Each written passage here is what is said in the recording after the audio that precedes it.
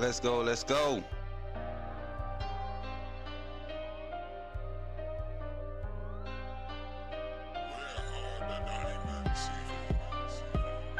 All right, we in now. Let's go. We was having a few issues, chat, but we in here now. Let's get it.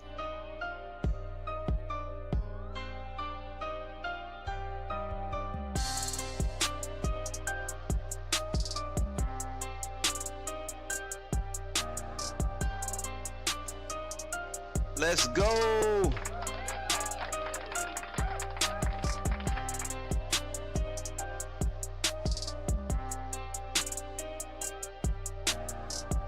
Jason Jackson is in the building. See Bama, I see you.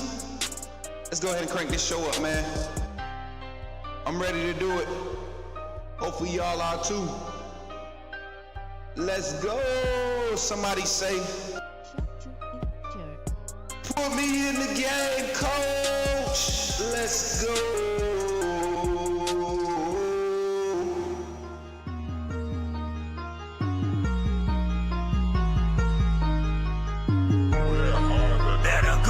Subscribe, you do roll with the tide. I'm down in the gun with coach Smook through the game, roll tide, roll tide. Better go subscribe. TikTok.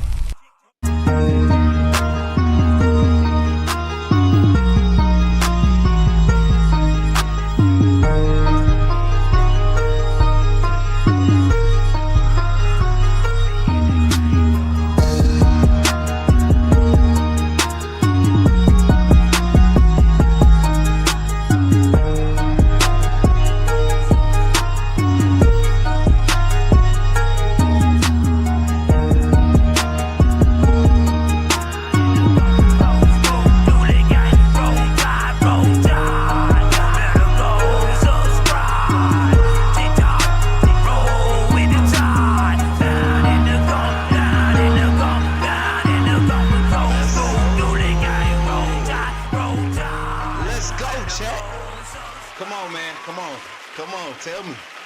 Let's go, man. Good to see everybody in the chat. Good to see everybody. Glad to see each and every one of you, man. Good morning, everyone. Tapping in early. Jason Jackson is in the building. See Bama, I see you, man. Everybody tapping in. Jordan Wright, the early crew. Listen, this is the early crew. We are going early. We're going to get into our topic of conversation today. I think we got a good one. I think we got one that's everybody's interested about. We've seen a few people talk about this. Well, we've talked about it with a few people. Hall of Fame Jason and some of the other quality creators that are on the space. We've spoken on this topic with them before, but we've never given our full breakdown. So today we're going to just highlight it here in a quick 45 minutes to an hour segment. We want to get you all this topic of conversation out. We've been having great interaction with our content, our VOD content that we've been posted. So we got 3 or 4 VODs that we want to post today. So I won't be wasting a lot of time on screen today, on camera. Not saying waste time. I won't be on camera a lot for the first half of the day. But I'm going to be getting that content out. I will encourage you all, even if you're watching post live and you go and tap in on the VODs and the content that's being posted on the channels, make sure that you leave a comment and say, put me in the game, coach. I want to start acknowledging you all. We got a few VODs that we're putting out now. You're going to be able to see your call outs and all of that stuff. So it's gonna be a little vibe, man. Y'all continue to support and I appreciate y'all 100%. But here on the Coach Smook Network, if you have not, go ahead and like and subscribe to the channel. If you're not subscribed, share this video if you haven't already. And then also, if you're not a member of our AAA family, our membership program, we got 4 more days until they have the $4.99 option available. But right now for $2.99 you can become a member of this team. And I'm telling you, the month of June and July when recruiting, everything that you want to know about Alabama football, which is recruiting during that downtime in the off season, or quote unquote off season, I think you guys are going to be excited about some of the things that we have set up and planned as far as interacting with the recruiting landscape. And shout out to the big viewers in the chat, man. I do not be expecting YouTube to have any live viewers in the chat, but right now we got 8 live viewers, and we're going to mess around and hit our 25 like goal because we're only 5 minutes in and we already getting some people tapping in. So Russell, what's up, man? He said that intro is fire. What's up, Russell? Good to see you, my guy. Good to see you, man. We trying to keep it spicy over here. We don't want to be like, you know what I'm saying, that same old. So we want to keep the conversation hot. We want to keep the graphics hot. We want to keep the beats hot. We want to keep it live over here on the Coach Smook Network. So today's topic of conversation, we're getting into it. We're talking about breaking news here. Not necessarily breaking news anymore, but college football playoff format is been changed. It's been updated. No more automatic bids from your conference championships, right? They're going to be automatic bids based off seeding and ranking and placement. So we're going to dive into the particulars of that. We're going to break it down, give some speculation around what it could look like or what it should. Let's talk about what it should have looked like last year with this format, and then we could speculate what it'll possibly look like this year. Some way too early playoff bracket speculation here, and then on the second half of the show, we'll kind of get into this SEC coaching rankings, not necessarily rankings, but we're going to go and review each and every SEC coach's ratings on the scoop level, a confidence level, and depending on how high that confidence level, that scoop level is, it basically will tell us, we're saying what we're going to project this coach's year 2025 and its future to look like, and then the lower, that means they might be on the hot seat. So we're going to get into that conversation today. A lot of good conversation today here in this hour that I have you on the Coach Smook Network. And if you haven't already, like I said, make sure you like, share, and subscribe. If you're on Facebook, make sure you drop a reaction and leave a comment. I've been able to go back and see the Facebook comments on Facebook. So that's awesome to see that we're able to do that. But also Twitter. If you're retweeting on Twitter, hey, we see you. We see you in the DMs. We see everything. We got everything up and moving for the last couple of days. We've been working on making sure we get out all of our dashboards, everything set up so this summer we can go we can go 2,000 miles per hour without stopping and having to turn around and pick something else back up. So shout out to the total 21 viewers between all the platforms here.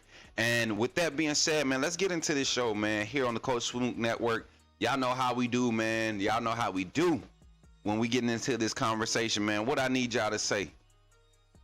Put me in the game, coach. Let's get it. I'm ready.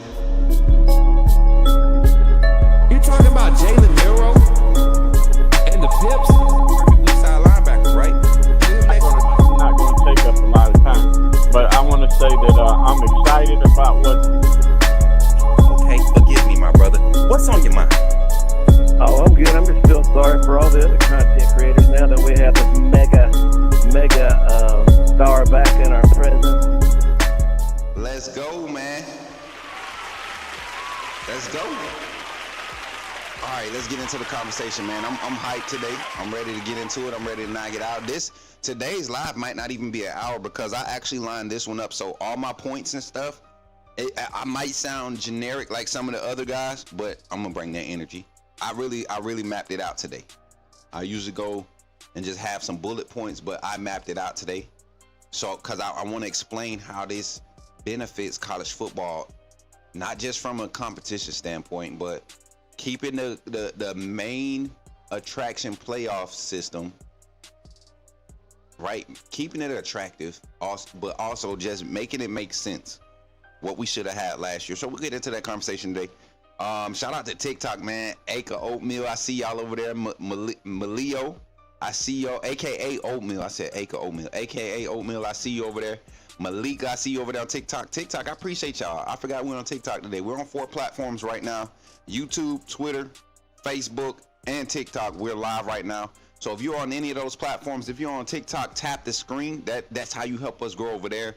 I know it's not the gaming content, but this is what our primary content is. And then also, if you're on Facebook, reactions, and then on YouTube, drop the like button, hit the thumbs up. Let me turn this other light off. Does my lighting look good, chat? I can't even really tell. It look like it might be straight, so we're gonna leave it on right now. All right, so good morning, Sully. Good to see you over here on the YouTube side, man. Good to see everybody. Listen, today's topic of conversation, and I think it's a great one. I think this is one that is needed to be had, and that's none other than talking about the college football playoff. Last year, a lot of people feel like a few teams got in that should not have been in, and when I say a few teams, I mean a few. Even though Arizona State You know, they were a conference champion. Why is Arizona State at 9-3 getting a first round bye, right? In a conference where the total conference schedule, strength of schedule, is less than your number 8th ranked schedule in the SEC. So you had Arizona State get a bye ahead of teams that they hadn't even played nowhere near the level of competition that other teams who had the same record or better. They had never played a game to that point, be that level. So you had teams like Arizona State get a bye. That was a big gripe, a big complaint about last year. But then you also had a team like Boise State, right? You had a team, let's talk about SMU, not even being a conference champion. Not even being a conference champion and getting into the playoffs ahead of teams that had stronger strength of schedule, right? Clemson, because Clemson won that playoff. Clemson, as a matter of fact, that's crazy. Clemson won the conference game, and they got put into the playoffs as a lower seed. So that whole format was all jacked up. You talk about teams like Indiana, no top 10 ranked wins, right? Penn State, their only ranked win came against a team that wasn't even in the playoffs. So a lot of different variables that were going and working against the multitude of the fan base or the mass of the fan base to be in conjunction or in agreement with the college football playoff format. So we look at the new playoff format, and let's pull out the particulars of the exacts of what is changing at the CFP.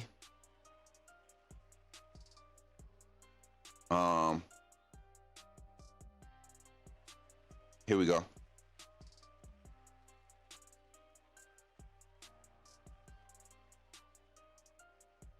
So the CFP playoff update, and I'm gonna pull my notes up. Here we go. So now it has gone from we have not seen them go to the 16 teams. It's still 12 teams. We still have the 12 team playoff, right? But then this year, what we're seeing different from last year, right? The seeding is going to be 1 through 12. It'll be directly based off the final rankings of the college football playoff. So last year when Alabama made it at 11, Alabama would have been in, based off this new format, Alabama would have been in at 11, right? The only difference we're going to see this year is your 4 highest ranked conference champions is going to get the bye. No, wait, I'm sorry. The 12-team bracket will be seeded directly based off the final ranking. So last year, 1 through 12 would have been 1 through 12. That's how the seedings would have been, and that's how the matchups would have been. We'll talk about how that would have lined up, what it would have looked like here in a few minutes. But the buys, this is where it matters. This is where the change is. So last year, if you won the conference, you the top 4 conference championship winners with the best record got, and quote unquote, the fake strength of schedule that doesn't matter. The top 4 got those automatic bids, right? And to me, Arizona State didn't deserve an automatic bid, right? They didn't deserve an automatic bid or a bye. I don't think you should get an automatic bid just because you win your conference. Because what if you're a 7-5 conference champ? That doesn't necessarily make you one of the best teams in the country. You just so happen to be one of the best teams in your conference that day. But the body of work, the strength of schedule, what have you been able to do to build up to that point for the committee to say that you're a viable team to be in the college football playoff? I don't think we've seen it from the committee yet. The committee hasn't gotten it right yet, right? As far as giving what we should be aiming for at this level, like having the 12 best teams. If we're going to have 12, let's have 12. If we're going to have 4, let's have 4. But I don't think we've done that. We've gotten it right since 2014, 2015. And I can even start to argue after you talking about 10 years of this college football playoff, going on 10 years now. This will be the 10th year, right? I will argue and say this. I will make an argument and say this, that the BCS system probably would have been a lot more accurate and a lot more effective and a lot more, let's say, provide a lot more quality entertainment and competition. The BCS computer rankings on an extended scale. If we was to use the BCS format and how the computer rankings were ranking teams, I think we eliminate a lot of the other stuff that's being factored into these non-strength of schedule teams. Like that's BCS, at least it did that. It respected the strength of schedule. It put all its metrics in the computer. One thing that mattered: who you beat and when you beat them, based off the BCS metric. So the scoop level on this right now with this format, just a few changes that I like. We go from a solid 6, right, from last year. We weren't too mad last year. We go from a 6 to a solid 7 just based off of those simple rule changes there. Now let's dive into it, not necessarily rule changes, but the format updates. Now, this is where it gets interesting for the conference champions games, and this is what the conversation that's being created. This is why the conversation is being created. Is the conference championship game does it have any importance anymore? Let's talk about it. So the 5 highest ranked conference championships are guaranteed a spot in the playoffs. So no matter what your what your record is, you may not be guaranteed the bye, but you're guaranteed a spot, which I think that is viable. Based off the top 12 teams in the country, if you're a 7-4 conference champion, right? Not a runner-up like they did last year. Saying that because you played in the conference game, but if you beat the conference champion in that game and your conference champion is a 2-loss runner-up or a 3-loss runner-up, I like how this looks. But I don't like it if you have a conference championship game with a 12-0 Alabama and a 7-5 Vanderbilt, and they just so happen to get Bama right in that game.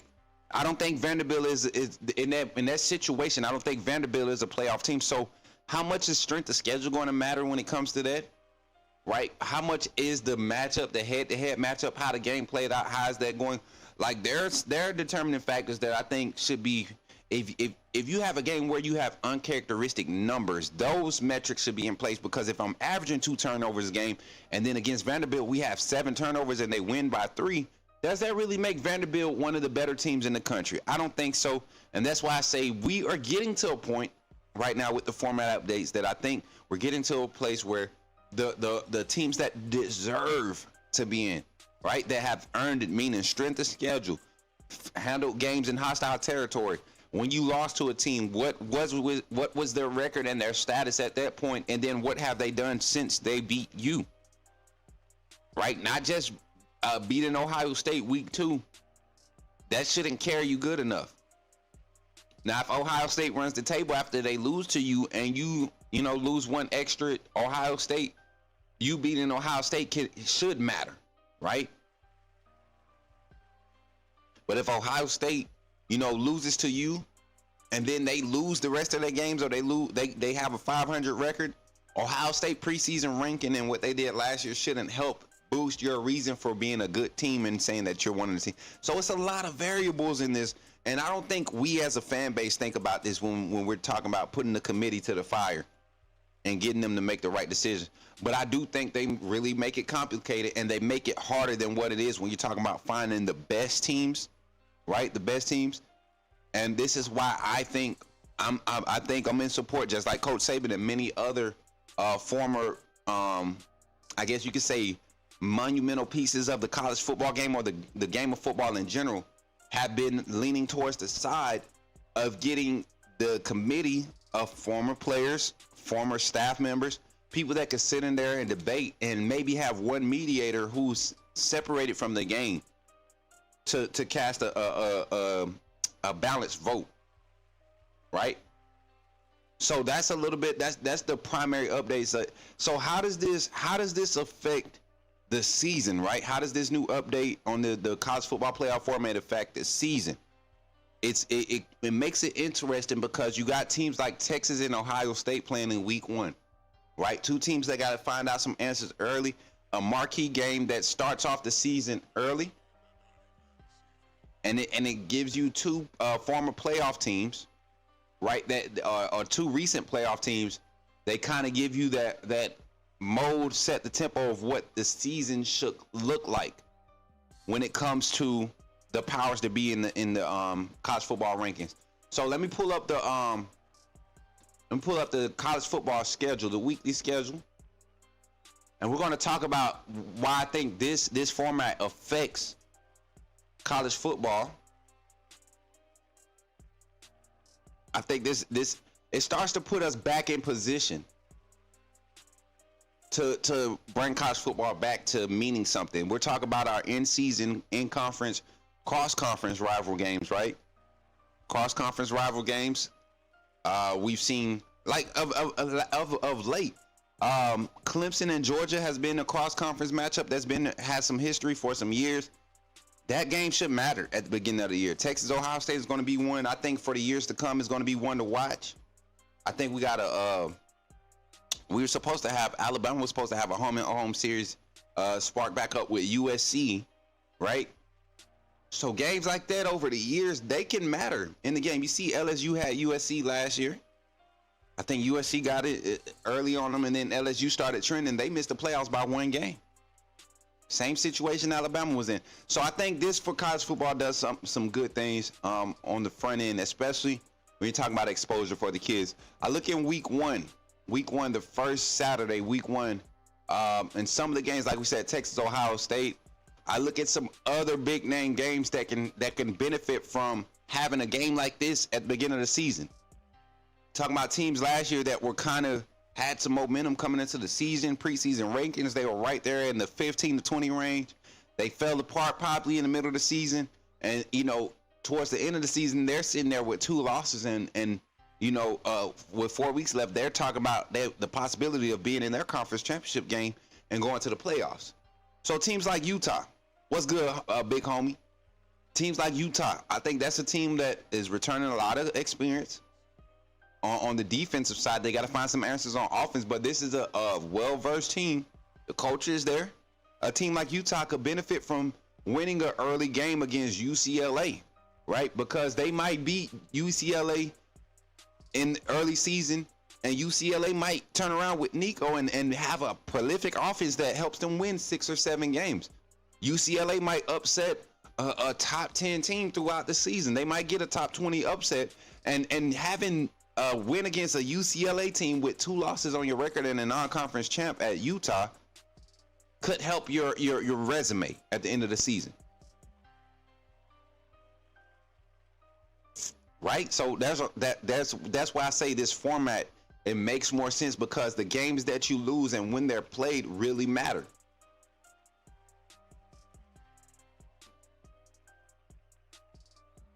Clemson LSU week 1. That's a game that really matters. You're talking about 2 non-conference, two cross-conference, non-conference opponents. Preseason probably both going to be power ranked, going to be ranked in the top 25, a top 25 matchup.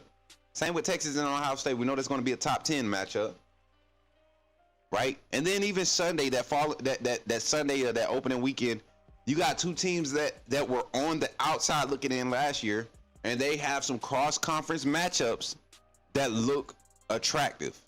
You look at Miami going against Notre Dame that Sunday. That's going to be a big one. We've seen that over time in history. That matchup has produced some quality matchups, some quality diverse matchups. The styles have clashed and they have produced some good games. But then I even like Virginia Tech and South Carolina.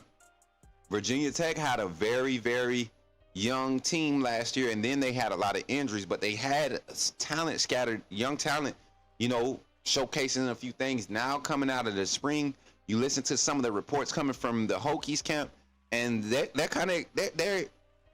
confident in what they have available. They don't think they're world beaters just yet, but they've been able to kind of lock down the state of Virginia. They've been able to get in the DMV area, get some of those big names days off of Northwest. They're getting up into the Dakotas, the Washingtons, right? And they're getting some of these guys that, some of the big Power 5 SEC schools and Big 12 schools, Big 10 schools not looking at.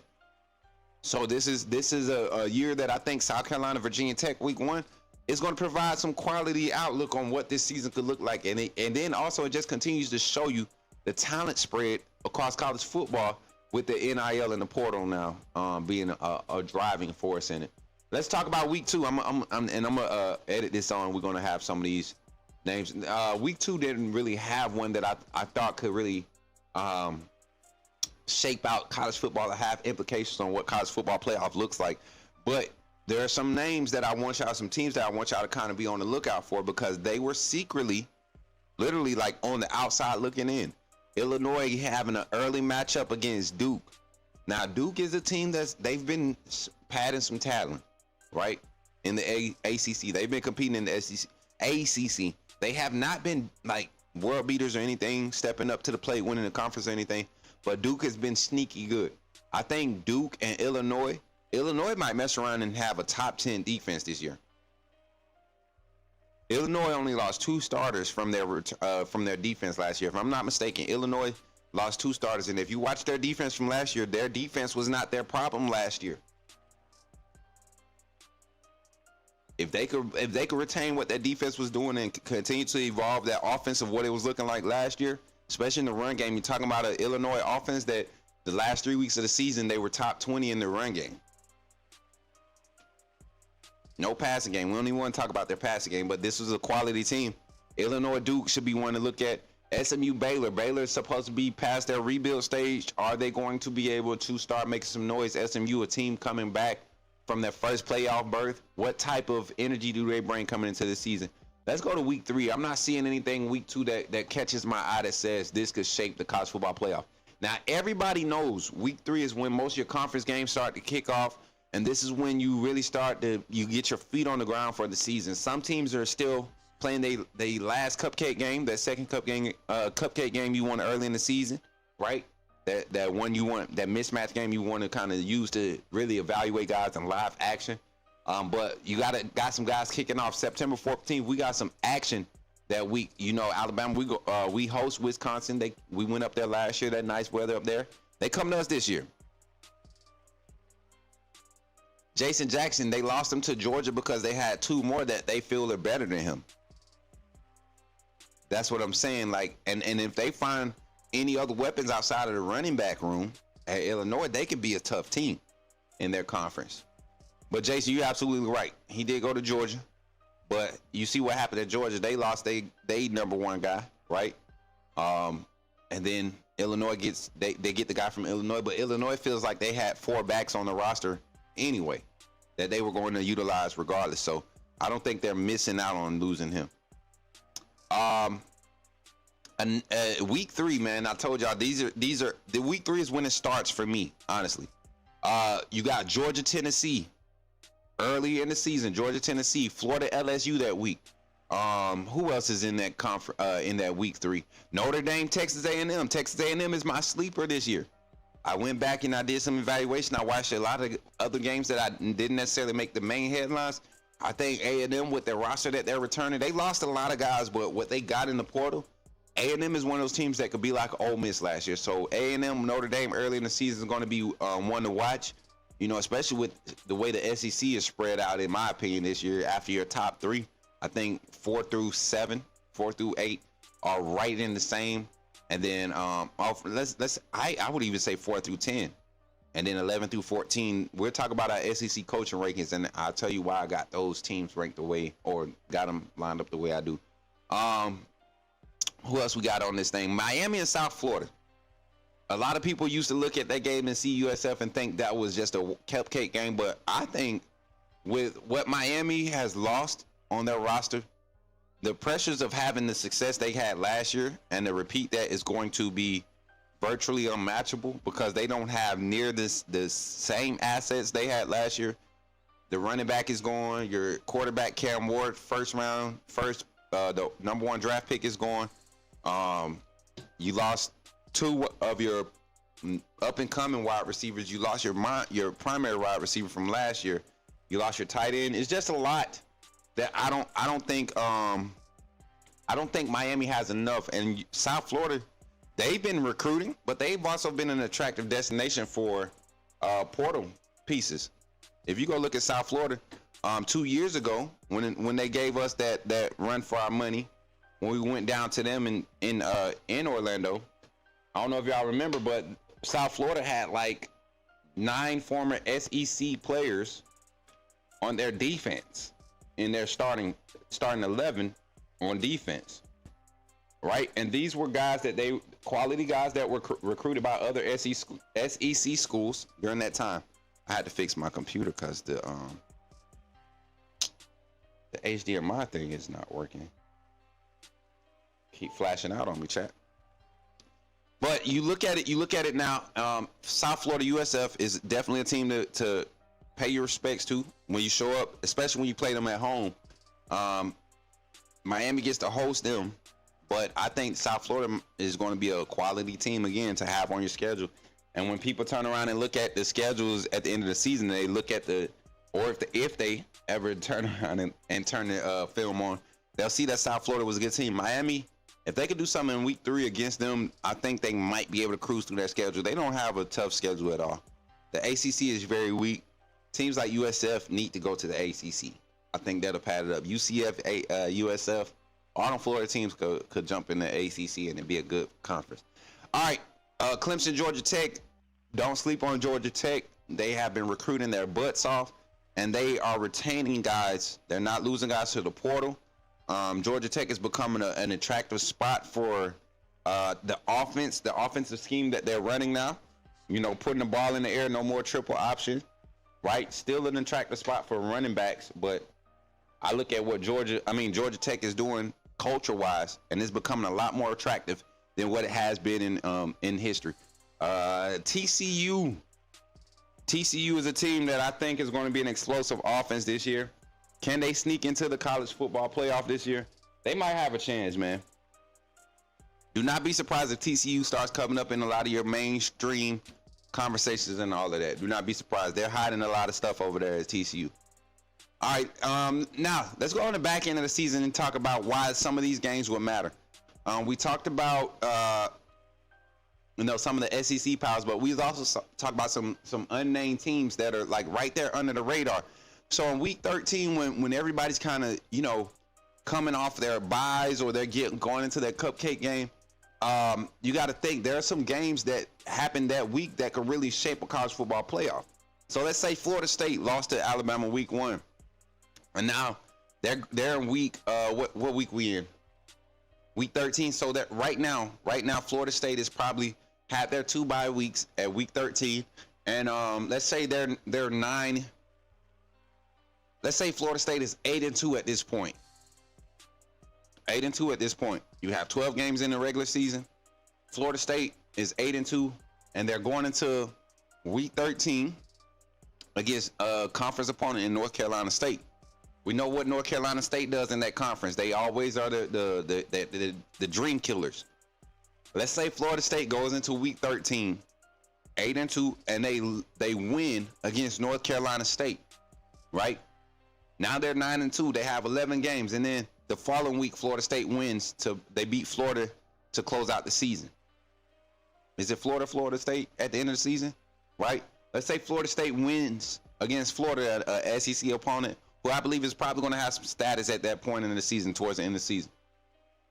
Now Florida State, who may not win their conference, who may be conference runner-up because of their 2 conference losses that kept them out the conference game, right? But they're a 10-2 team, and they're ranked number 12. They've just handled their schedule. Their only big losses, right? Well, I said they 2 conference losses, so they would have to be 9-3. But their only outside of conference loss that was huge, right, was to a top 10, top 5 ranked Alabama. Now strength of schedule matters, and you can factor it in because with this format, right? You factor that in. Now, if I have a Florida State team that's 9-3, right, and their losses are to a top 5 team on the road in their conference against a top 10 team or playoff team, and then let's say the third loss was let's say Florida State loses to Clemson, Bama, and let's just give them one. Let's give them a random one, Boston College or some crap like that. Let's say they lose those, right? Do you penalize Florida State and put in a 8-4 conference champion? That's what the committee has put themselves into. Because yes, you take away the automatic bids, but does an 8-4 conference champion get in over a Florida State team, 9-3 Florida State team that should be ranked ahead of this 8-4 conference champion? right? Strength of schedule, all of that has to matter. That's why I like the new format. Now, is it going to matter?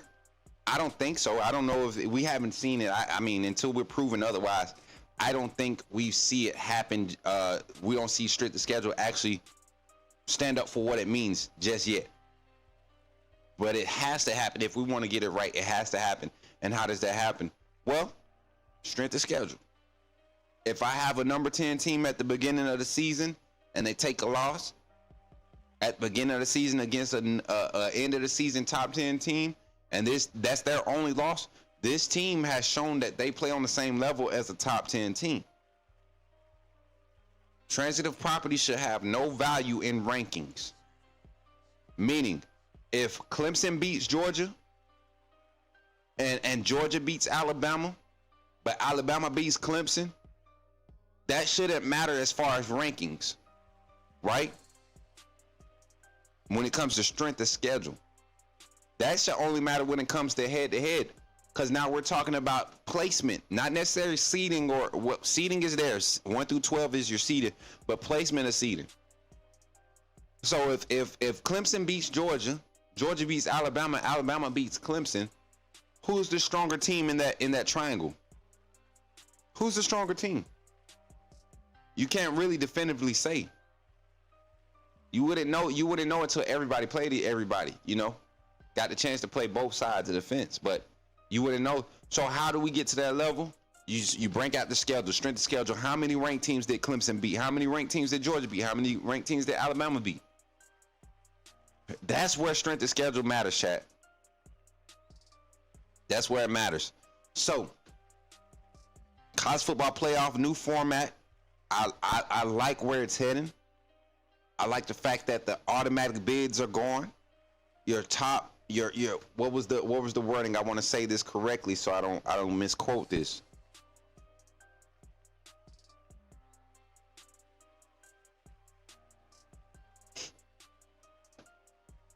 Okay, so this is the breakdown, and I'm gonna read it verbatim from the article. It says the teams ranked numbers 1 through 4 will also be seeded 1 through 4. So at the end of the season, like last year, let's pull it out last year. Let's look at what it would have looked like last year, and I won't bring it on screen live, but I'm gonna talk y'all through it. So last year, CFP, college football playoff, if they would have went with how the final rankings were, where is that page at?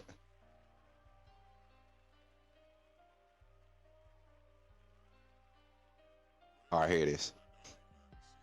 If we would have went last year with the college football playoff rankings, 1 through 12 would have been Oregon 1, 2 Georgia, 3 Texas, 4 Penn State, 5 Notre Dame, 6 Ohio State, 7 Tennessee, Indiana at 8, SMU at 9.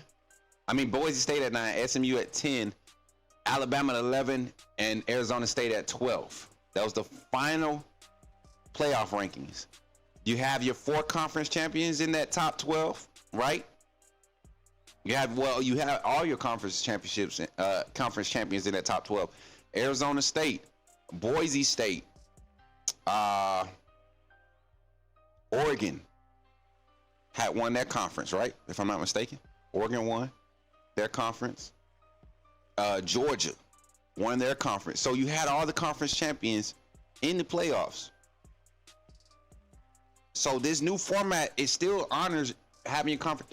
You got to look at the landscape. Arizona State 11-2, conference champs.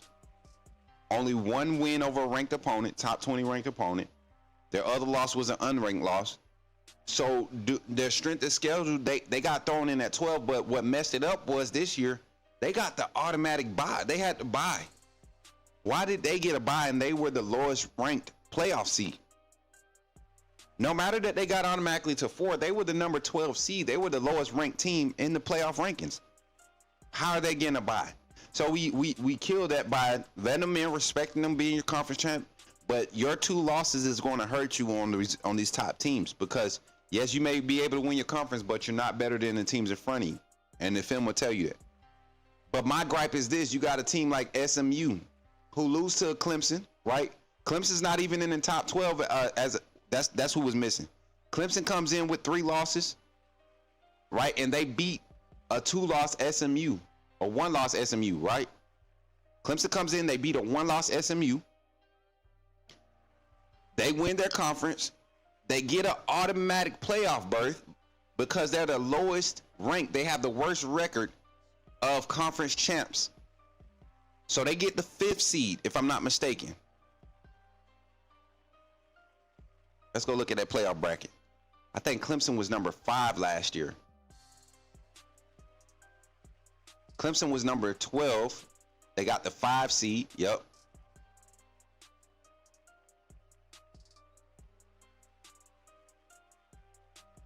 Yep. Clemson was number 12. They had the 5 seed.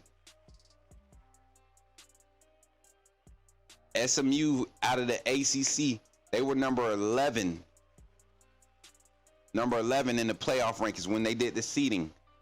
They were the number 11 seed. Clemson ended up getting the 12 seed after beating SMU. And that was their automatic playoff spot. So the way it looks on the bracket, number 12, the 12 seed right in the playoff bracket was the 5th automatic bid spot. So that's why I was looking, making sure I said it correctly. So Clemson wasn't even ranked in the top 12 for the final. After winning their conference, this is what I'm saying. Strength of schedule have to matter. Strength of schedule have to matter. Because if we didn't feel like Clemson was a top 12 team before they won the conference, what makes them be a top 12 team now? That they beat SMU. Another team that you have that was sitting right there on the edge of the top 12 rankings. You have 2 teams that just won the conference. You know, give Clemson, if they're that low on the rankings, Clemson should be number 12 and they should get the number 12 seed, not number 12 and get an automatic bid or an automatic first round playoff berth. That's what I'm saying. There's so many things that got mixed up with this automatic bid last year for conference champions. The first round bye. That's why we see the relief, the sigh of relief. Now, past what it would have looked like and all of that, we know what 1 through 12 would have looked like. Alabama gets in. Teams like South Carolina, Ole Miss, who had stronger strength of schedule, they should have got in over a runner-up SMU. They should have got in over 11-1 Indiana with no top 20 wins throughout their season. How do you go 11-1 and not and the only top 20 team you place, you lose by 3 scores to them and you still get in the playoffs? Boise State, another team, goes and wins their conference and gets a first round bye, but you're playing one of the worst schedules in the conference. You see what happens when you show up in the playoffs and play against another complete team that could shut down your one phase of your offensive production. But you allow teams like South Carolina, who was trending. We know what they were doing. Ole Miss, who was trending. Even I would have fought for Miami to be in over SMU.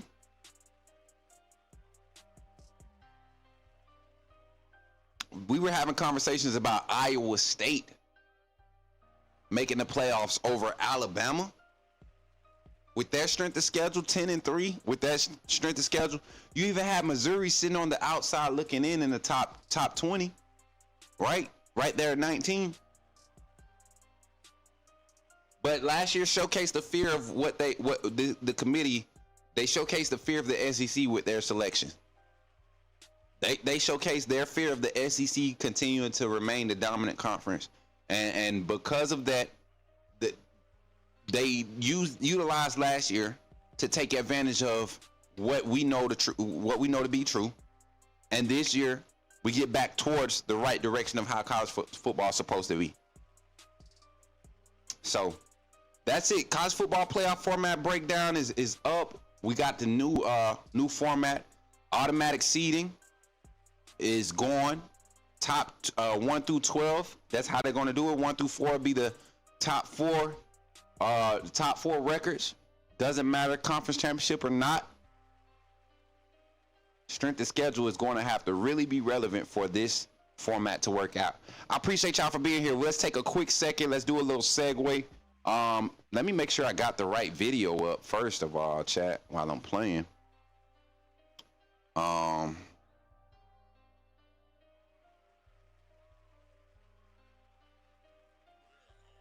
Let me see, chat. I think I got it. So before we transition to our second half of the show, man, I want y'all to take a moment, like and share the stream. I'm sorry, I'm fumbling the bag right now.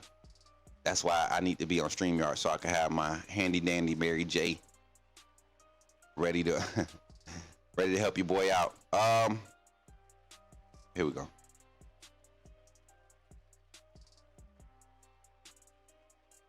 And so when we get to this, we're gonna give you an opportunity to join the AAA family. Hopefully this operates correctly. What's your thoughts on the FSU? Man, hey, Russell, you got to be here when we do those, man. I can't go back through it. We did a live on that 2025 season breakdown, Alabama 2025 season breakdown. Go back and watch it and comment on it, man. And we kind of talked about it yesterday, too. Definitely go check it out, though, man. Go check it out. I don't want to be a regurgitator like some of these other channels, man. I'm sorry. You know what I'm talking about, Russ? I'm in the wrong tribe, that's why.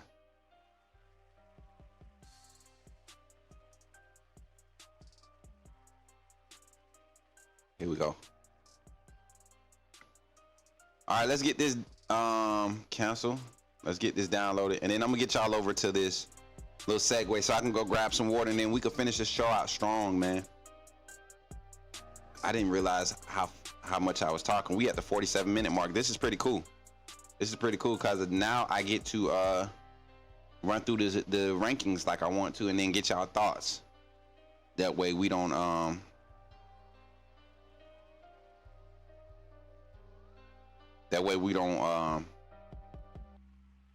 do too much talking about the same stuff. All right, y'all.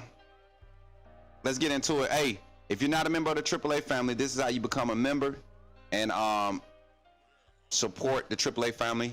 If you have not already, drop a like, drop a share on the screen, and we'll be right back after this message. Glad you chose to stop by the channel today. Just wanted to give you an opportunity to really become a part of this community here at the Coach Smook Network. We like to call ourselves the AAA family.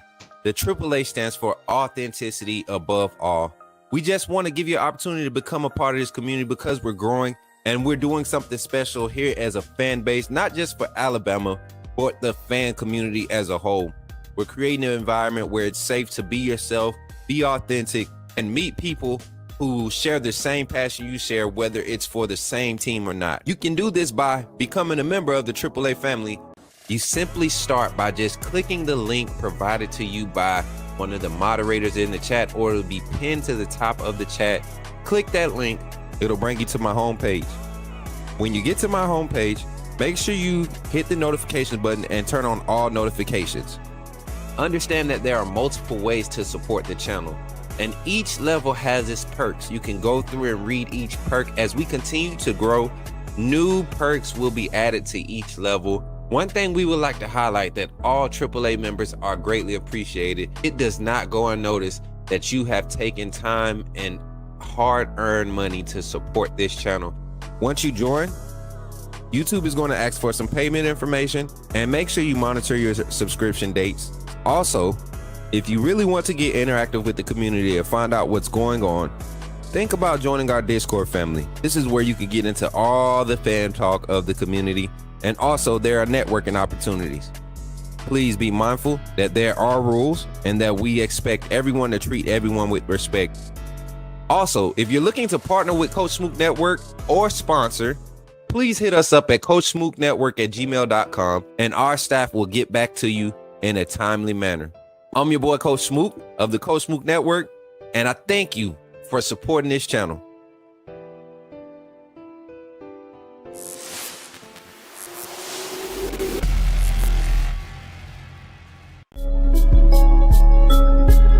You're talking about Jalen Nero and the Pips? Perfect weak side linebacker, right?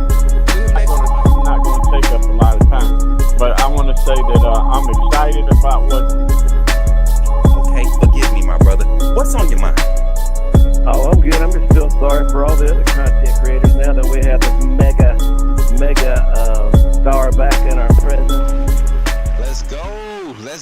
Let's get it. Let's get it, chat. I appreciate y'all. As always. Y'all know y'all goated, man. I appreciate y'all. AAA family, don't forget, man, our like goal of 25. We are only 9 likes away, so we got another 25 minutes to get 9 likes, man. Y'all make sure y'all like and share the stream over here on YouTube. If you're on TikTok, make sure you DM somebody, let them know Coach Smook is live. You need to tap in. The TikTok platform actually looks pretty cool in this format. I'm not even gonna lie, I got to look at it during the break, and I like how it looks when we do the horizontal format, not necessarily vertical, but the horizontal format don't look bad. What's good, Chuck the Deuce? What's good, Coco? What's good, RP? I see y'all, man. The ACC was weak. Jacob, I see y'all, man. Appreciate y'all for tapping in over there. Chuck the Deuce, I see you over there, man. Tapping the screen. We got 340 likes over there on TikTok, man. That's good for the talk show. Y'all know people usually just pull up on our TikTok channel for the gaming content. So when we get people to pull up and they interacting via the tapping the screen, that means we're doing something right. That means we're doing something right. Billy Bo Confucius, what's up, man? Billy Bo Confucius. That's the name over there on TikTok. But back into the conversation, y'all. That was a loud clap. Listen, new conversation. We're turning the page. We're going to get into this conversation talking about the SEC coaching. We're going to rank them, not necessarily rank them. We're going to give our basically our confidence meters, where we're going to give our outlook on what they look like. I guess we can call it rankings because I'm going to put them in order. And I was going to do tiers, but I just want to kind of, I guess we can rank them. We can rank them, man. We're going to start at the bottom from 16 to number 1. And I'm gonna start at the bottom, number 16. And this is only because of the landscape and what's in the SEC. And I'm talking about, it's a lot of names. Let's name drop first. We're talking Hugh Freeze is in the SEC this year again for the year 2. Talking about Jeff Lebby over at Mississippi State with that prolific offense. Once he gets some assets, it could be dangerous. Brett Venables is in the conference. Sam Pittman, our very own Kalen DeBoer, Kirby Smart, Steve Sarkisian, Lane Kiffin, Mark Stoops, Shane Beamer. Like, these are some heavy hitter names. Billy Napier, guys that come from the Saban tree. All of these big name coaches are in the SEC. So I would argue and say that this coaching wise, and let's not forget Kelly down at LSU. I know a lot of people don't like him personality wise, but he's got a national championship in this era, right, in the past 10 years. And he's continued to recruit, be a top 10, bring in top 10 recruiting class. So I don't know, other than them being LSU and him being a weirdo, I don't know what everybody's problem with Brian Kelly is. And I don't think that he's a bad coach. I've seen some big games where, you know, maybe he's made some questionable decisions earlier in his career, but since he's been at LSU, the Kelly narrative is gone. He hasn't won a championship, so you're trying to tell me he hasn't won at LSU?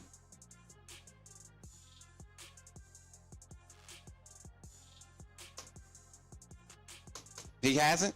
Am I mistaken? I'm just saying. Kelly Kelly at LSU? Go check it out, Benji. All right, so looking at it, Mark Stoops. Mark Stoops is another underrated coach. I think the culture over at Kentucky sticks. It sticks. And they don't go out and get, you know, abnormal assets to fit their culture. They go and get pieces to fit their culture. So you're talking about a conference full of coaches, right? Full of coaches that have a good pedigree. They come from a good pedigree. They have a good lineage, right? Impactful in some point in the game. You're talking about offensive minds and Steve Sarkisian, Lane Kiffin. I'd even put Eli Drinkwitz in there. Josh Heupel over at Tennessee. I put him in there. Kalen DeBoer now at Alabama. You got the defensive minds in Kirby Smart, Shane Beamer, right? Billy Napier, I throw him on the offensive side too. Brett Venables, Hugh Freeze on the offensive side. You got a lot of like names when you think about offensive schemes and systems. You think about a lot of these coaches. So I look at it and I say, we are going to see who can really coach this year with all the names, a lot of big names, and I want to rank them here. So starting off at 16, I think it's just an unfortunate situation for a good guy. They just haven't been able to utilize or go and get assets to build on anything, and that's Sam Pittman at Arkansas. Ranking. I think Sam Pittman might be the best offensive line run game coordinator mind in the SEC right now. But being at Arkansas as the head coach, that's going to forever be overshadowed. One, Arkansas is never going to go and take guys from Alabama. They're never going to take guys in recruiting as far as developing guys and getting some continuity and seeing guys develop in the scheme and the scheme develop with players and assets, so you continue to raise the bar through each year production or results, right? You continue to move the bar so you can know how to gauge what your culture looks like. Arkansas hasn't had that. One year they could win 7, the next year they could win 2. You know, they have yet to look, they're under Pittman's tutelage, they have yet to look like a true competitor in the SEC. Now they've been in some games, some LSU game a few years back with under Pittman. I want to say Texas. They beat Texas a few years back. They've won some here and there, but they're not pushing themselves, or they're not able to retain enough to be able to stay amongst the powers to be in the conference. So I put Sam Pittman at number 13. Number 16. Number 15. I'm going with Jeff Lebby. Jeff Lebby over at Mississippi State. I like to factor in a head coach's rankings or his ratings. I like to factor in what the coaches around him do, and I'm not talking about his opponents. I'm talking about on staff. And when I look at Jeff Lebby, an offensive mind, it's hard for me to believe that a head coach doesn't have a say-so in who his coordinators are going to be. And at Mississippi State, you see a clash of philosophies, a defensive philosophy and an offensive philosophy that just don't balance well because of the assets you have available. How do you adjust off of that? If he can go and be a top 25 finish this year with all the issues that they have philosophically speaking, with their scheme and everything, if they can go and compete and win 7+ games, that raises his value automatically with Mississippi State.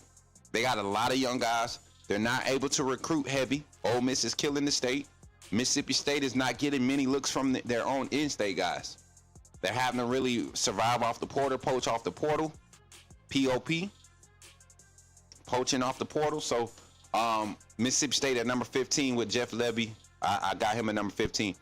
Number 14, and people might get mad at me for this, but I'm talking about just coaches, not teams, not what the team's doing, but I'm talking about coaches. And I will put this coach down here at the bottom. I just don't think he does anything great but recruit provide defensive production. He has done nothing as a head coach for me to say that he's a great head coach. Great defensive mind, right? Which usually translates into the good head coaches. Your defensive-minded coaches, your guys that have the defensive philosophy, the defensive paralysis, they usually translate into good coaches. I think with Brett Venables coming in, and I know Jason probably gonna get mad when he see this, but I don't care. Brett Venables coming in at 14 for me. And that's because last year with the offensive scheme, you had an opportunity to make some decisions as your head coach, right? And Michael Hawkins and that Oklahoma offense was a total different beast when he was in the game. I mean, not necessarily super explosive, but they were a lot more effective to help out your defense, which was last year. I can't say it was consistent until the last 6 weeks of the season, last 4 weeks of the season. That's when Oklahoma's defense became consistent. But early on in the season, we saw some uncharacteristic things. I think coming into this year, he comes in at 14 for me. All right. He comes in at 14. Brett Venables at Oklahoma. Number 13, right in front of him, only because I know what this mindset produces when he has some skill sets, and that's going to be Hugh Freeze. Not a good coach in my opinion, not one of the better coaches in my opinion, but can really get teams that have some weapons and assets. He can get them to do certain things that maybe a good coach couldn't do because of their disciplinary style or their way of teaching or their lack of patience to deal with problem players, right? And Hugh Freeze has like we say in the ministry, he has an anointing for problem players that are good but probably have off the field issues. He knows how to get them to act right just enough to go out there and make big plays and make their name relevant to win games, and then send them off. And you know, we see what happens with players that have come through his tutelage during his time. And there ain't no shade, man. We know what Hugh Freeze is going through. You know, his family. Prayers up for him. But this is just him. I think Hugh Freeze comes in at number 12 for me.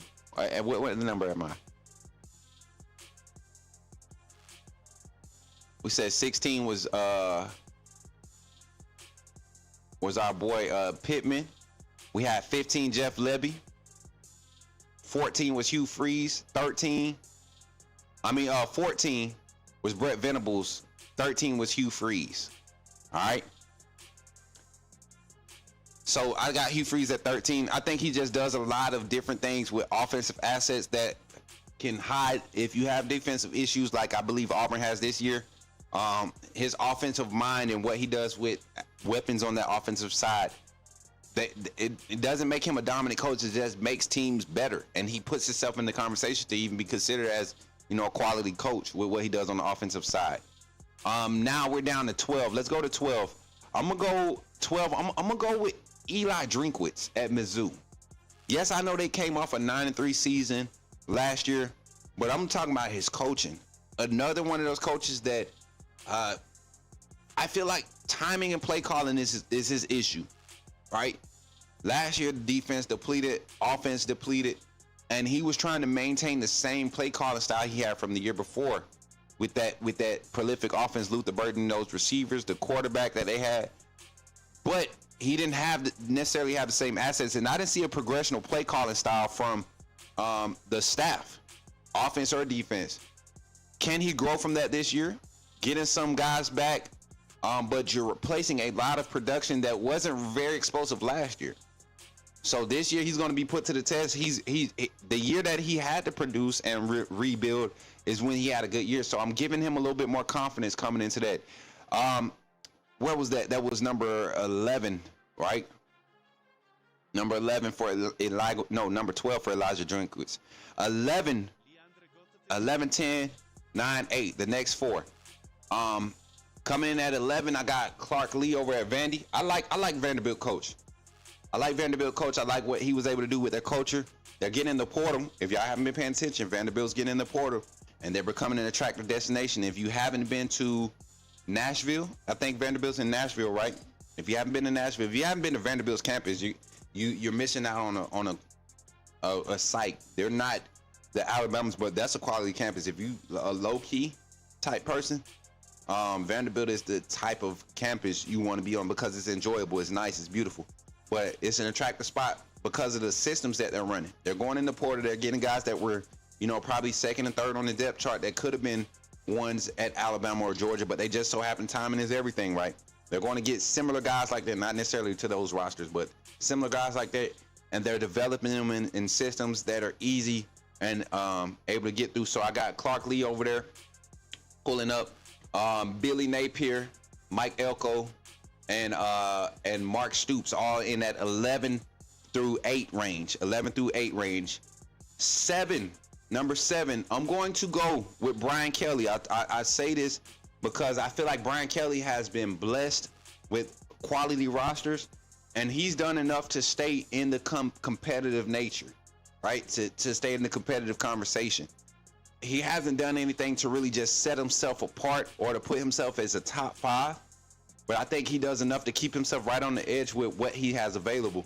He's smart enough to utilize the brand in LSU to his advantage, and then also he's smart enough to kind of try to lock down the local area. If you look at what LSU has been able to do with the in-state talent, they've been able to keep, out of the top 10 guys in their country, in their state, they've been able to keep 3 or 4 of them out of each class since he's been there. Has it transpired over to the field and produced crazy production? We haven't seen it yet. But what I've also seen is guys in the portal that are from the state of Louisiana, when they hit the portal from other schools like Alabama, Georgia, Ohio State, USC, they come back to LSU. Kelly knows how to get those guys to say, hey, come back home. He knows how to get them. So I like Kelly at 7. At number six, I'm gonna give Josh Heupel. And because he lost Nico this year, I think we're not giving him enough credit for what he's done over the past 2 years at Tennessee, right? The past 2 years at Tennessee, and I'm watching Josh Heupel recruit right now. Defensively, the secondary, what they're recruiting in the secondary is starting to match the likes of Georgia, Ohio State, Texas, Alabama, right? And then at the wide receiver position, they're starting to separate at the wide receiver position. A lot of unproven at Tennessee, but they got a lot of talent. You go and turn their 24 class signees and the 24 class signees film on from high school, and just give them the benefit of the doubt that they can develop like everybody else in the world and everybody else's players on their teams, right? And don't be one of those people that think, you know, just because it's Tennessee, they're going to struggle. No, that's not how it works. I promise you. I forgot the banner was right there, chat. But Tennessee has been doing great in recruiting. Josh Heupel is a very personable person, kind of like Kalen DeBoer. I like what he's doing, right? I like what he's doing at Tennessee. So I got Tennessee and Josh Heupel at number 6. Number 5, we're getting into our top five. Did I skip one? I might have skipped one. Number 5, I'm going to start at number 5. I'm going to do something that people are probably going to get mad about. They're probably going to get mad about, and they're probably going to give me some flack about it, but I'm being unbiased here. Number 5 right now, as far as coaching rankings, strictly unbiased, I'm going to have to put Steve Sarkisian at number 5.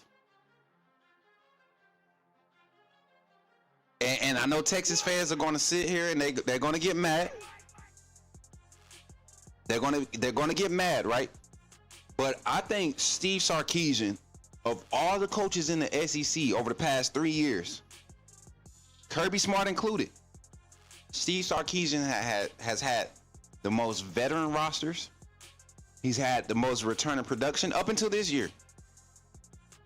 He's had the most return in production. He's had the most continuity. He's benefited from the portal by going to get day one assets or day one ready assets over the past 3 years, and has yet to win the SEC. Well, last year, that first year in the SEC, he didn't win it. If I'm not mistaken, did they win the Big 10, Big 12 last year before they left the last year in the conference? I believe they did, right? They come over this year. Did they win it? I don't think they won it last year. Fact check me, chat. Steve Sarkisian in Texas last year in the conference last year. Fact check me. I got Sarkisian at 5 though. Pulls in the talent, great offense, has a defensive coordinator that the philosophy's balanced, right? His play calling is not what gets them in trouble. It's his personnel, who he decides to put in those situations. I think he had a problem with trusting that quarterback in Quinn Ewers last year. Somebody that he had a lot of confidence in, but with all the pressures from Manning, and Manning actually stepping up and give your offense some quality, right? A lot more exposure than what you got from Ewers. I think it kind of put a hitch in his flow last year. But I think now with Ewers out the way, not dealing with the quarterback battle anymore, the situation, and letting Manning find those weapons around him, letting him grow and develop in this system, I think that's going to allow us to see what Sarkisian's coaching level is, right? That's number 5. Number 4, I'm jumping right in it. Lane Kiffin. Lane Kiffin don't get enough credit for being a good coach. They talk about his antics and all this, but I've seen a little bit more maturity from Lane Kiffin over the past 2 years.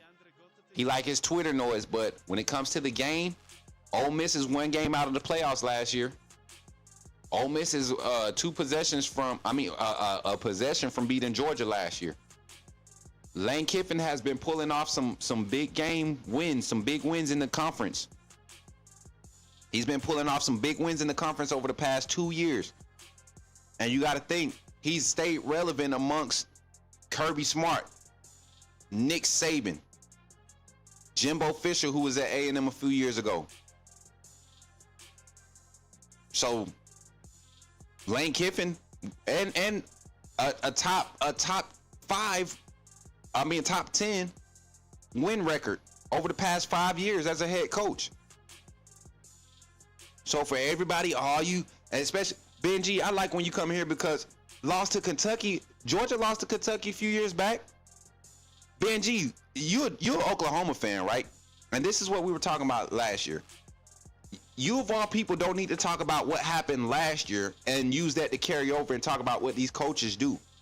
I seen Lane Kiffin have big upsets, just like he's win and lost to other teams. And we're talking about a coach in Stoops at Kentucky that is going to put a good defense on the field every year.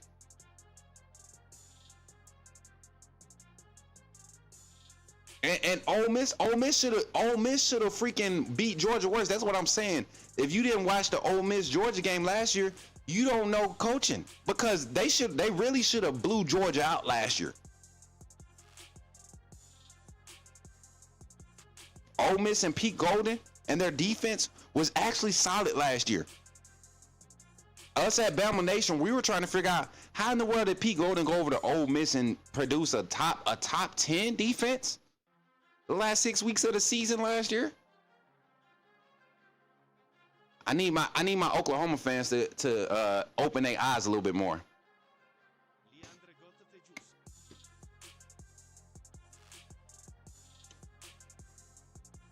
Ole Miss had a lot of portal pieces, and that's why I give Coach Kiffin a lot of credit for what he did last year. He meshed the roster together, lost his primary rushing asset in Quinshon Judkins. Let's not forget that. That was a big piece of their offense from the year before, both in the running and the passing game. A lot of their production was with Quinshon Judkins. Shout out to Quinshon, man. He was home a few weeks ago. Seen him at the barbershop. But Lane Kiffin coming in at number 4 for me. Number three. This is where it gets kind of funny for me. And I'm going to go. Have I said Shane Beamer yet? I think I messed my list up. We got Kalen DeBoer left. I did say Shane Beamer. I'm missing somebody. I'm missing somebody. We got Sarkisian at 4. No, we got Lane Kiffin at 3. I'm sorry. We got Lane Kiffin at 3. We got Sarkisian at 5. I had Brian Kelly at 4. I'm sorry. I read it backwards. And number 2, I think, and this is just coaching rankings, y'all. This is, and say what you want, until otherwise proven, I have Kalen DeBoer as the second best coach in the conference right now. And I'm gonna say it like this. He has the second best winning overall career winning percentage, but last year his only losses were in this season were on the road. His first year in the SEC were on the road. 2 one-possession losses, and then 1 uncharacteristic loss against Oklahoma on the road. All of his losses were on the road in his first year. He took out the number 1 coach in the conference in Georgia, was able to hold down home field, handle your rivals in Auburn, LSU, right? You beat you beat LSU in LSU, in the Valley. And you handle Auburn, your Iron Bowl game, right? And I look at just what he was able to do through the transition to lose 80% of your doggone 80% of your production from the previous year, bringing in a new philosophy on both sides of the ball, and win 9 games. You're in 11 of those 12 games, and you have a chance to win in 11 of them, and you win 9 of them, and now you're bringing back the same amount of you're bringing it back 67% of your production from last year. I think it's 71% of 67. You're bringing back. Your whole defense just about returning. Then you padded it with more portal players. You have a staff behind you that's just scattered with former head coaches and coordinators. I think Kalen DeBoer this year gets to set the bar for what, I mean, gets to start resetting the bar, not setting the bar, but reset the bar of what his legacy is going to say. And then, of course, at number one, I think right now, even though I have strong feelings that his style of coaching and his philosophy, especially on the defensive side, is phasing out, Kirby Smart, until otherwise proven, is the top coach in the SEC and arguably the best coach in college football right now.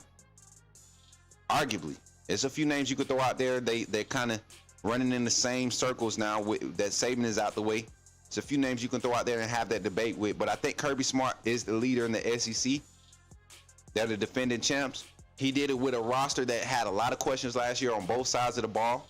Didn't necessarily have the best talent, or maybe he did have the best talent, but didn't play the best talent, and they were still able to win the conference, get a playoff berth, going against a good Notre Dame team. They got mollywopped, but he is the coach to beat in the SEC.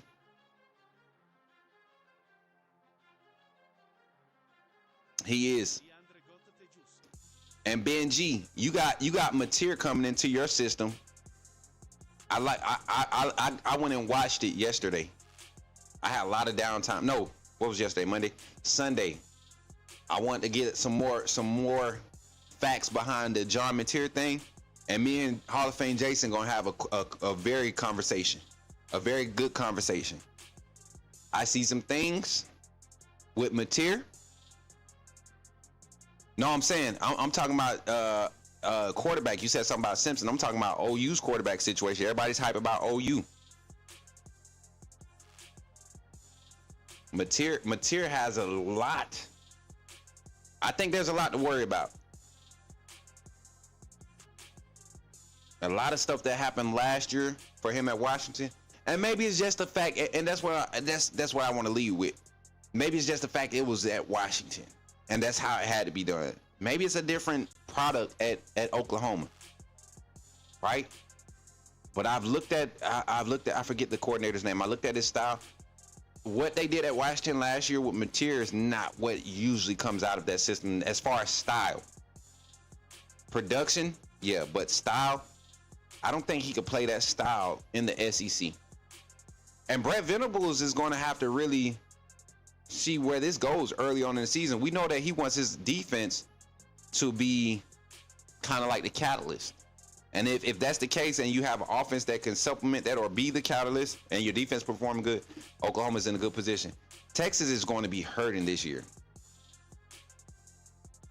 Texas giving me 6-6 vibes. And I'm not even trolling, man. I'm not even trolling.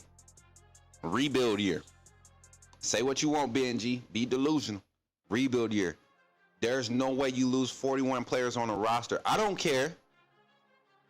I don't care if it was 41 backups.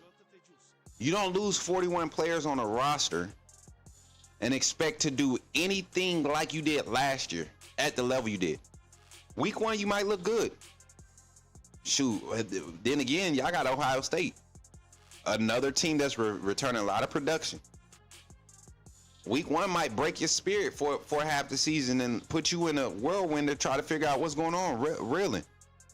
So, you never know, man. You never know. That's why we have these conversations. That's why we have hot fire content like this show, the Coach Smook Network, man. If y'all really enjoyed today, man, give yourselves a clap, man. Give it up for the Coach Smook Network, man. We're doing some quality stuff here on the Coach Smook Network, man. That was a good segment. I want to know, man. I want to know in the chat. Let me know. Let me know give me your rankings, your 14 SEC football coaches, SEC head football coaches. Rank them from 1 to 14. I'm going to put my list out on the graphic here today, sometime today. I'm going to put rankings out for the 1 through 16. I keep saying 14, 1 through 16. And we're going to, I'm going to put my graphic out, and we're going to see what everybody's feels is about it. But we're going to cut this up in a VOD. Come on the comments. If you're watching this video here, post live, drop a comment. Give me your thoughts on some of our rankings. I may have skipped over some because I didn't write them in order. That I just put numbers next to the rankings that I seen put out in the article. So I might have went out of order and missed 1 or 2. But we'll break it down. a little bit better in the VOD, and then we'll post it. We'll get some things going. But if you enjoyed today's content, drop a like on the YouTube side. If you're on the TikTok side, tap the screen while we're closing out during our last few announcements. Just tap that screen for you. What's up, Primo? My boy said, let me get a roll tide, man. Billy, my boy, get the follow over there on TikTok, man. Appreciate y'all, man. Appreciate y'all for tuning in today. It was fun. It was fun. I think we've been killing the segments, y'all. I think we really been killing the segments together. The chat has been fire. I didn't have the chat on the screen today because we wanted to make sure we got a clean cut for the edits. But other than that, y'all, I really truly thank y'all for supporting the Coach Smook Network and doing what we do, man. I don't think people realize what type of sacrifices kind of go into this. But what I will say is this. There are people that are part of this community that I truly am grateful for. They do way more than what they should. They do way more than what they should in supporting. And they almost treat this as if it's their own. And for those, you all know who you are. For those that do that, man, I truly appreciate you all. And I want to say thank you. And for doing what you do, man. We have some perks coming to the network. We have some sponsors. I was speaking with a group of people that really want to see Coach Smook Network be a success. Not just me, but what I stand for, my brand stands for. And we're going to have some sponsors. We're going to have some sponsors that's going to be able to help get more community involvement, community engagement, things going. So giveaways, sponsored trips, all of the things that matter when you're talking about community growth, right? And I want you all to be able to take advantage of that. So become a member of the AAA family. Support $2.99 a month could put you right there in the realm, in that circle of being able to enjoy some of those benefits. So with that being said, like, share, subscribe. Don't forget to give God thanks in everything that you do. Everything that you do, give God thanks, because without him, nothing is possible. Love somebody today. Hug somebody today. Tell them you love them. Tell somebody that they're going to be great. Man, encourage somebody today. Bump that. Don't just tell them they're going to be great. Just encourage them. Be a positive light in this dark world that we're living in, and continue to be the change that God has called you to be. I'm your boy Smook Hines here on the Coach Smook Network. And remember, when you see me in the streets, holler at me and say, put me in the game, Coach Smook. I'll catch y'all on the next one. Y'all be blessed. Roll Tide. See y'all live at 11:30 for another segment, y'all. We got a quick segment at 11:30. See y'all. Catch y'all on the next one. Roll Tide. Let's get it, baby. I'm sorry. Remember, when you see me in the streets, holler at me. Say, put me in the game, Coach Smook.